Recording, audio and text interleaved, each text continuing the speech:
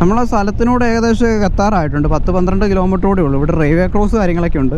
ഭാഗ്യത്തിന് അത് ഓപ്പണാണ്. ഇതങ്ങനെ ക്ലോസ് ആയിരുന്നെങ്കിൽ ഇപ്പോൾ ഒരു വെയിലത്തിൽ നിന്ന് ഉരുകണ്ടി വന്നേനെ. ഇത്ര ഉള്ള ഏരിയയിലൊക്കെ ആണെങ്കിൽ ഏതാണ്ടൊക്കെ വലിയ ബിൽഡിങ്ങുകൾ എന്താണെന്ന് അറിയത്തില്ല. ലെജൻഡ് ശരവണൻ എന്ന് പറഞ്ഞ ലെജൻഡ് ശരവണൻ അങ്ങേരുടെ വീട് വല്ലതും ആണോ ഇത്? മറ്റേ ഇല്ല, ഒരു ബിസിനസ്സുകാരനാണെങ്കിൽ സ്വന്തമായിട്ട് സിനിമ എടുത്തില്ല, അയാളുടെ വീടാണോ ഇത്?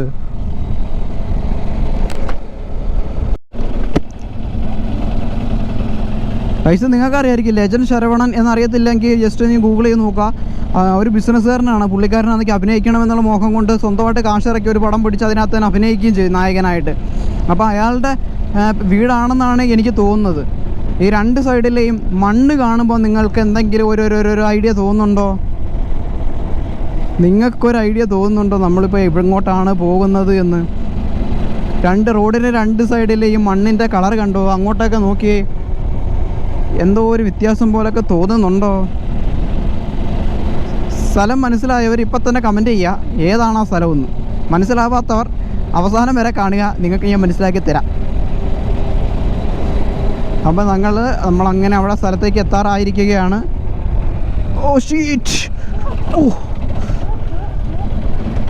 വലിയൊരു ഹമ്പായിപ്പോയി. ചെറിയൊരു ഹമ്പായിപ്പോയി. ഇപ്പം നിങ്ങൾക്ക് ആർക്കെങ്കിലുമൊക്കെ ആ സ്ഥലം ഏതാണെന്ന് മനസ്സിലായിട്ടുണ്ടാകുമോ?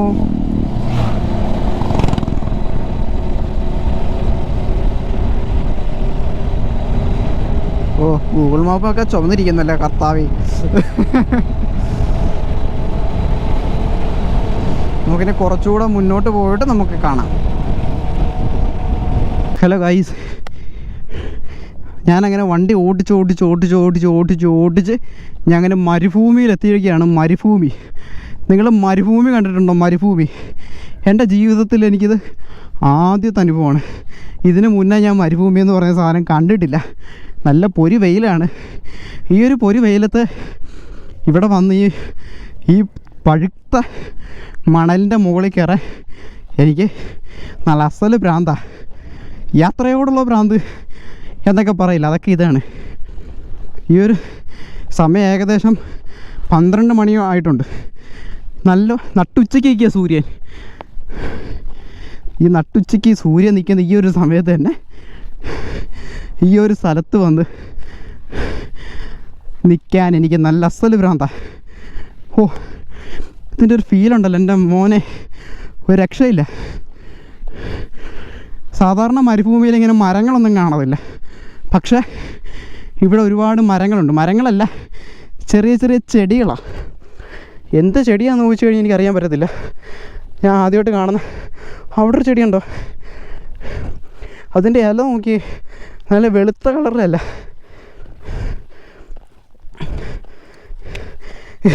വെള്ള കളറിൽ ഇലയുള്ള ചെടി. എൻ്റെ ജീവിതത്തിൽ ഇതേപോലെ ചെടി കണ്ടിട്ടില്ല.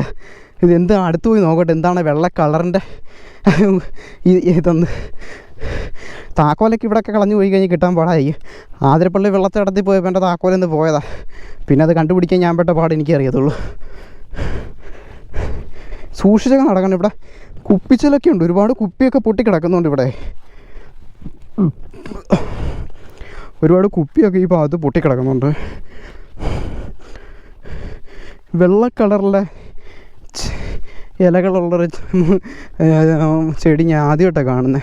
എനിക്ക് തോന്നുന്നത് ഏതോ അത് ശരിക്കും ഇനി അത് വെള്ള കളറാണോ എന്ന് നമുക്ക് പോയി അടുത്ത് പോയി ഒന്ന് അന്വേഷിച്ചിട്ട് വരാം.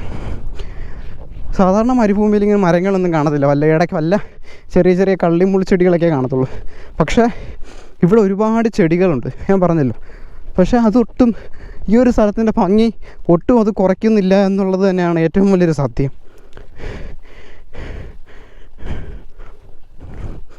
ഇത് കണ്ടില്ലേ, ശരിക്കും വെള്ള കളർ. ദൂരെ നിന്ന് നോക്കുമ്പോൾ ഒരു പ്രത്യേക ഭംഗിയുണ്ട്, അടുത്ത് വരുമ്പം ഇത് തിളങ്ങുന്നതാണ്. ഇളം പച്ച നിറത്തിലുള്ള ചെടിയാണ്. പക്ഷേ ഇത് ദൂരെ നിന്ന് നോക്കുമ്പോൾ വെയിലടിക്കുന്ന സമയത്ത് ഇതിൻ്റെ ആ ഒരു ഇലയെല്ലാം വെള്ള കളർ പോലെ തോന്നും. ഇത്രയും ഏരിയയിൽ ഈ ഒരു ചെടി മാത്രം വ്യത്യസ്തപ്പെട്ടതായിട്ട് നമുക്ക് തോന്നുന്നുണ്ട്. കാരണം അത്രയ്ക്ക് ഭംഗിയുണ്ട് ദൂരെ നിന്ന് നോക്കുന്ന ഒരു സമയത്ത്. ഞാൻ അവിടെ നിന്ന് നടന്നു വരുന്ന സമയത്ത് ഒരു പക്ഷേ നിങ്ങൾ കണ്ടിട്ടുണ്ടാവും അത് വ്യത്യാസം ഉണ്ടായിരുന്നു. അടുത്ത് വന്നപ്പം പച്ച കളർ തന്നെയാണ്, പക്ഷേ വെയിലടിക്കുമ്പോൾ അതിങ്ങനെ എന്താണ് വെള്ള കളർ പോലെ തോന്നുകയാണ് ചെയ്യുന്നത് തിളങ്ങിയിട്ട്. ഇത് എന്ത് ചെടിയാണെന്ന് എനിക്കറിയത്തില്ല.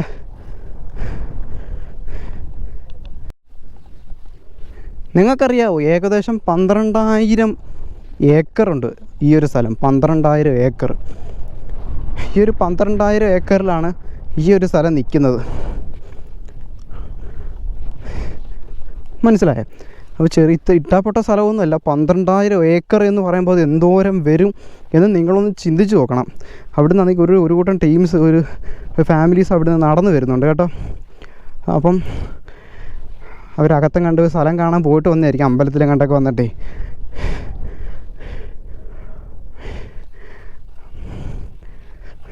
ഒരുപാടുണ്ട്. 12,000 ഏക്കറായത്. ഇതൊക്കെ നമ്മുടെ അവിടെ വരാനാ ഭാഗ്യം. 12,000 ഏക്കറുണ്ട്. സത്യം. ഇവിടെ പിന്നെ അമ്പലത്തിൻ്റെ സ്ഥലമായതുകൊണ്ട് അങ്ങനെയുള്ള കാണത്തില്ല, നോക്കാൻ ആൾക്കാരൊക്കെ കാണും.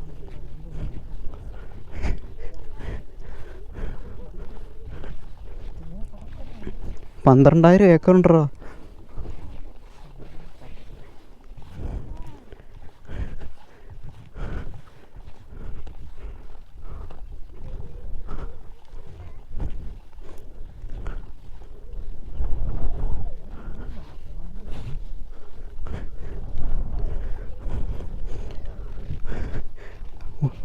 കുറച്ച് പെണ്ണുങ്ങൾ, അത് അമ്മയും മക്കളും എല്ലാവരും കൂടെ അടങ്ങുന്ന ഒരു സംഘം, ഒരു ഫാമിലി, ആണുങ്ങളില്ലാത്ത പെണ്ണുങ്ങൾ മാത്രമുള്ള ഒരു ഫാമിലി ഈ സ്ഥലത്ത് വന്നിട്ട് ഇവിടുന്ന് ഇറങ്ങി പോകുന്ന ഞാൻ കണ്ടു.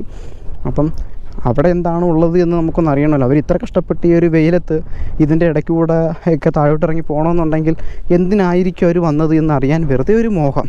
അപ്പോൾ ഞാനും അവരൊക്കെ വന്ന ആ ഒരു സ്ഥലത്തോട്ട് പയ്യെ ഒന്ന് ഇറങ്ങാമെന്ന് വിചാരിക്കുകയാണ്. അങ്ങനെ ഞാനും എൻ്റെ അനിയൻസാരും കൂടെ പയ്യെ ഇതിലേ കൂടെ ഒന്ന് താഴോട്ട് ഇറങ്ങുകയാണ്. പക്ഷെ ഇവിടെ പ്രത്യേകിച്ചൊന്നും കാണാൻ എന്നെക്കൊണ്ട് കഴിഞ്ഞില്ല. ചിലപ്പോൾ അവരിനി വല്ല യൂറിൻ പാസ് ചെയ്യാൻ വല്ലതും വന്നതായിരിക്കാം, ആരും ഇല്ലാത്ത ഈ ഒരു സ്ഥലത്ത് ആയിരിക്കും. അവർ മൂത്രം ഒഴിക്കാൻ വല്ലതും വന്നതായിരിക്കും.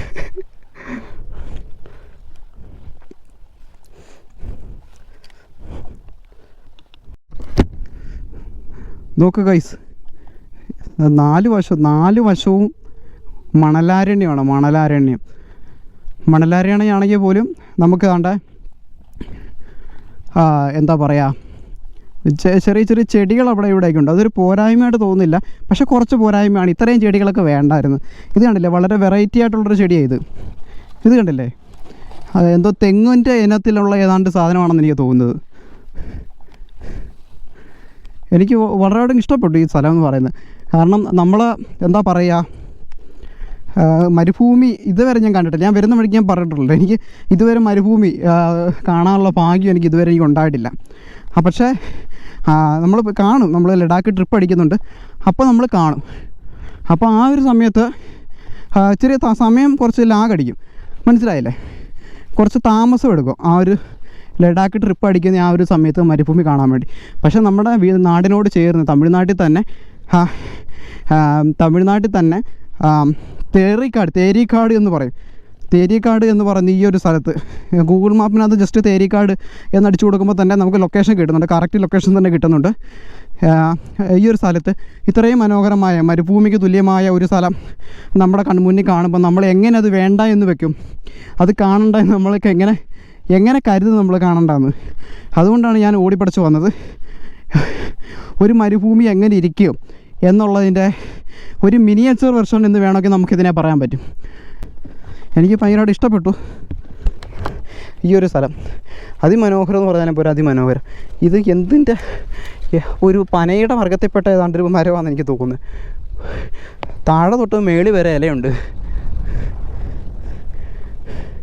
ഈ ഒരു സ്ഥലത്ത് പണ്ട് ഇതിൻ്റെ അടിയിൽ ഒരു നഗരം ഉണ്ടായിരുന്നു എന്നൊക്കെ പറയുന്നുണ്ട്. ഒരു ടൗൺ പോലെ, പഴയ കാലത്തൊരു ടൗൺ ഏരിയ ആയിരുന്നു ഇത്.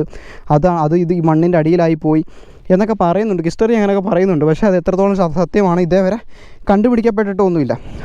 പിന്നെ ഇവിടെ പൊടിക്കാറ്റ് വീശാറുണ്ടോ എന്ന് ചോദിച്ചു കഴിഞ്ഞാൽ പൊടിക്കാറ്റൊക്കെ വീശാറുണ്ട്, പക്ഷേ സാധാരണ മരുഭൂമികളിൽ കാണുന്ന രീതിയിലുള്ളൊരു പൊടിക്കാറ്റല്ല. സാധാരണ മരുഭൂമിയിൽ നിമിഷ നേരം കൊണ്ട് വന്ന് നിമിഷ നേരം കൊണ്ട് പൊടിയെല്ലാം അടിച്ച് പറത്തിയെടുത്ത് കളയുന്ന ഒരു കാറ്റല്ലേ. പക്ഷേ ഇവിടെ സംഭവിക്കുന്നത് എന്താണെന്ന് വെച്ച് കഴിഞ്ഞാൽ 2, 3, 4 മാസങ്ങൾ കൊണ്ടാണ്. ഇപ്പോൾ ആ ഭാഗത്ത് അത്രയും കയറ്റമാണ്, പൊക്കമാണ്, ഈ ഭാഗത്ത് ഇത്രയും താഴ്ചയാണ്. ഒരു 2, 3, 4 മാസം കഴിഞ്ഞിട്ട് നമ്മൾ വരുമ്പം ഇതിൻ്റെ ഒരു സ്ട്രക്ചർ ഇങ്ങനെ ആയിരിക്കത്തില്ല. അവിടെ താഴ്ചയായിരിക്കാം, ഒരു പക്ഷേ ഇവിടെ പൊക്കമായിരിക്കും. കാരണം ഇത്രയും നാൾ കൊണ്ട് പയ്യെ പയ്യെ പൊടികൾ അങ്ങോട്ടും ഇങ്ങോട്ടും എന്ന് വെച്ചാൽ അവിടുന്ന് ഇവിടെ തന്നെ വരണമെന്നല്ല ഞാൻ പറഞ്ഞത്, എക്സാമ്പിൾ പറഞ്ഞതേ ഉള്ളൂ. അപ്പോൾ അവിടെ ഇരിക്കുന്ന ആ ഒരു മണ്ണുണ്ടല്ലോ, അത് കാറ്റത്ത് അങ്ങോട്ടും ഇങ്ങോട്ടും എല്ലാം പറന്നൊക്കെ പോകും. അപ്പോൾ അങ്ങോട്ട് പറന്ന് പോയി ചില സ്ഥലങ്ങളിൽ കൂടുതലായിരിക്കും, ആ കൂടുതൽ വീഴുന്ന ആ ഒരു സ്ഥലത്ത് എന്ത് ചെയ്യും, പൊങ്ങി നിൽക്കും. ബാക്കിയുള്ള സ്ഥലങ്ങളിൽ താന്ന് നിൽക്കും. അതുകൊണ്ട് ആ ഒരു കുന്ന് അല്ലെങ്കിൽ ആ ഒരു മല അല്ലെങ്കിൽ ആ ഒരു പൊക്കം അവിടെ തന്നെ എപ്പോഴും ഉണ്ടാവണം എന്ന് ഇവിടെ നിർബന്ധമില്ല, അങ്ങനെ ഉണ്ടാവാറുമില്ല. ഇവിടെയുള്ള ആൾക്കാർ എന്നത് പറയുന്നുണ്ട്, മനസ്സിലായില്ലേ? അതുകൊണ്ട് വളരെ ശക്തമായ പൊടിക്കാറ്റ് കാര്യങ്ങളൊന്നും അല്ലെങ്കിലും ഒരു മരുഭൂമിയിൽ സംഭവിക്കേണ്ടതായിട്ടുള്ള ചെറിയൊരു മിനിയേച്ചർ വെർഷൻ പൊടിക്കാറ്റൊക്കെ ഇവിടെയും സംഭവിക്കാറുണ്ട്. നമ്മുടെ നാട്ടിൽ ഇങ്ങനൊരു സ്ഥലം ഉണ്ടായിരുന്നു എങ്കിൽ അത് എങ്ങനെയായിരിക്കും പ്രയോജനപ്പെട്ടിട്ടുണ്ടാവും, ആൾക്കാരത് എങ്ങനെയായിരിക്കും യൂസ് ചെയ്യുന്നത്, എന്തായിരിക്കും നിങ്ങളുടെ അഭിപ്രായം? ജസ്റ്റ് ഒന്ന് കമൻറ്റ് ചെയ്യൂ. ഇവിടെ എന്ന് വെച്ചാൽ ഇത്രയും വിജനമായൊരു സ്ഥലം ഉണ്ടായിട്ട് ആരും തിരിഞ്ഞു നോക്കാൻ പോലും ഇല്ല. ടൂറിസ്റ്റുകാർ പോലും ഈ ഒരു ഏരിയയിലോട്ട് ആരും വന്നിട്ടൊന്നുമില്ല. അതിൻ്റെ ഇടയ്ക്ക് ആരാണ്ടിരിക്കുന്നു, ഒരുത്തനാണെങ്കിൽ അതിൻ്റെ ഇടയ്ക്ക് കയറിയിരിക്കുന്നു. ഇവനെന്താ പ്രാന്താ?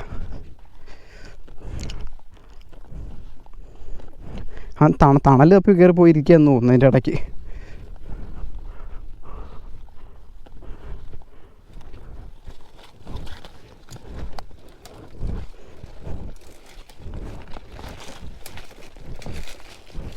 ആൾക്കാർ കയറിക്കാതെ കഞ്ചാവടിക്കാൻ കയറിയിരിക്കുകയെന്ന്. ഇവിടുത്തെ ഈ മണ്ണ് കണ്ടോ, ഇവിടെ നല്ല ഉറച്ചിരിക്കുന്ന മണ്ണാണ്. ഉറച്ചിരിക്കുന്ന ചവിട്ടി ഉറച്ചാ. നമുക്ക് ഇച്ചിരി ലൂസായിട്ടുള്ള മണ്ണ് പോയി നോക്കാം. ഇപ്പോൾ എനിക്ക് തോന്നുന്നു മഴ പെയ്തിട്ടുണ്ടായിരുന്നു കേട്ടോ, അതുകൊണ്ട് തന്നെ മണ്ണിന് അത്യാവശ്യം ചുവന്ന കളറുണ്ട്, പിന്നെ മണ്ണ് ഉറച്ചു ഇരിക്കുന്നുണ്ട്. ഇത് കണ്ടോ, എൻ്റെ കയ്യിലോട്ട് അങ്ങോട്ട് എടുക്കുന്ന സമയത്ത് കയ്യിലൊക്കെ തന്നെ ആ ചുമന്ന കളറങ്ങ് പിടിക്കുകയാണ്. വളരെ വളരെ കട്ടി കുറഞ്ഞ പൊടി പോലുള്ള മണ്ണാണ്, പൊടി പോലുള്ള മണ്ണ്. ആ മണ്ണ് കളഞ്ഞിട്ട് എൻ്റെ കയ്യിൽ ആ ചുമന്ന പാട് വന്നുണ്ടോ, വളരെ പൊടി പോലുള്ള മണ്ണ്. നല്ലൊരു കാറ്റടിക്കുന്നു. ഇത് ഉണങ്ങിയിരിക്കുന്ന സമയത്ത് നല്ലൊരു കാറ്റടിക്കുകയാണെങ്കിൽ ഇതെല്ലാം പറക്കും. ഇത് ഞാൻ നേരത്തെ പറഞ്ഞ പോലെ തന്നെ മല പോലെ ഇരിക്കുന്ന സ്ഥലത്തൊക്കെ ആണെങ്കിൽ നിരപ്പാവിയൊക്കെ ചെയ്യും. അത് ഉറപ്പുള്ള കാര്യമാണ്. കാരണം നല്ലൊരു കാറ്റടിച്ച് കഴിഞ്ഞാൽ പറക്കാൻ പാകത്തിനുള്ള വെയിറ്റ് കുറഞ്ഞ വളരെ വെറും ചെറിയ തരികളാണ് ഇവിടുത്തെ മണ്ണെന്ന് പറഞ്ഞാൽ. ഇത് നല്ല രീതിയിൽ ഉണങ്ങി കിടക്കുന്ന ഒരു സമയമാണെങ്കിൽ നമ്മൾ ചവിട്ടുന്ന സമയത്ത് നമ്മുടെ കാല് പൂഴ്ന്ന് പോകും. എനിക്ക് തോന്നുന്നു ഇന്ന് രാവിലെയോ ഇന്ന് രാത്രിയിലോ എന്തെങ്കിലും ഇവിടെ അത്യാവശ്യം നല്ലൊരു മഴ പെയ്തിട്ടുണ്ട്. നല്ല രീതിയിൽ പുതമണ്ണിൽ കൂടെ നടക്കുന്ന ഒരു മരുഭൂമി കൂടെ നടക്കുന്ന അതേ ഫീല് തന്നെ നമുക്ക് ഇവിടെ കൂടെ നടക്കുമ്പോഴും നമുക്ക് കിട്ടുന്നുണ്ട്. എനിക്ക് ഏറ്റവും ഇഷ്ടപ്പെട്ടൊരു സാധനം എന്ന് പറഞ്ഞാൽ ആ ചെടിയാണ്. ഭയങ്കര പ്രത്യേകതയാണ്. ഇത്രയും പച്ചപ്പിൻ്റെ ഇടയ്ക്ക് ഒരു വെളുത്ത കളറിലുള്ള ഇലയുള്ള ചെടി. അത് പച്ച കളർ തന്നെയാണ്, പക്ഷേ ആ ഇലയുടെ എന്തോ ഒരു പ്രത്യേകത കാരണം വെയിലടിക്കുന്ന സമയത്ത് ആ ഇല റിഫ്ലക്റ്റ് ചെയ്യുകയാണ്. റെഡ് ഡിസർട്ട് എന്നാണ് പറയുന്നത്. റെഡ് ഡിസർട്ട്, ചുമന്ന മരുഭൂമി. അതിൻ്റെ മണ്ണ് കണ്ടില്ല, നല്ല ചുമന്ന കളറുള്ള മണ്ണാണ്. കട്ട ചുവന്നല്ല, ചോര കളറൊന്നുമല്ല. എന്നാലും സാധാരണ മണ്ണിനെ അപേക്ഷിച്ച് ചുമന്ന കളർ കുറച്ച് കൂടുതലാണ്. അത് കാണാനൊരു പ്രത്യേക ഭംഗിയുമാണ്. വളരെ മനോഹരമായിട്ടുള്ളൊരു കാഴ്ച തന്നെയാണ് എനിക്കിവിടെ സമ്മാനിച്ചത്. ഇത്രയും ദൂരെ നിന്ന്, അത് അവിടുന്ന് കൊല്ലം ജില്ലയെ കരുനാഗപ്പള്ളിയിൽ നിന്ന് 220 കിലോമീറ്ററോളം വണ്ടി ഓടിച്ച് ഞാൻ ഇവിടം വരെ എത്തിയത് ഈ ഒരു സ്ഥലം കാണാൻ വേണ്ടിയിട്ടാണ് എന്നറിയുമ്പോൾ നിങ്ങൾക്കൊരു പക്ഷേ എന്നോട് പുച്ഛം തോന്നുമായിരിക്കും. പക്ഷേ എനിക്ക് ഇതൊരു ഇഷ്ടമാണ്. എനിക്കിങ്ങനെ സ്ഥലങ്ങളുണ്ടെങ്കിൽ അത് പോയി കാണുക തന്നെ വേണം.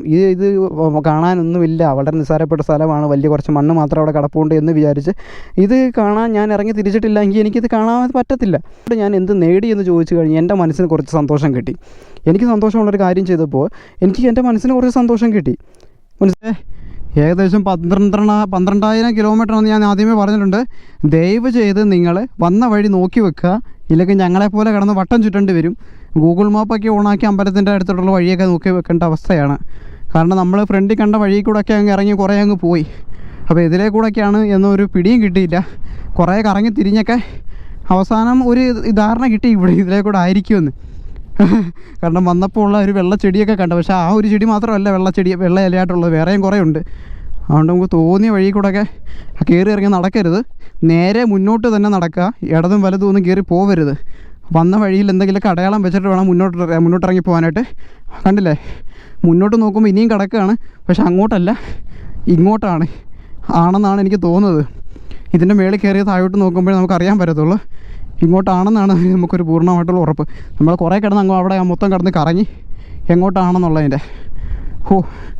അതുകൊണ്ട് ഒരുപാട് ദൂരത്തൊന്നും ആരും ഇറങ്ങി പോകരുത്. വന്നു കഴിഞ്ഞാൽ വഴി തെറ്റിപ്പോകാനുള്ള സാധ്യത ഒരുപാട് കൂടുതലാണ് കേട്ടോ.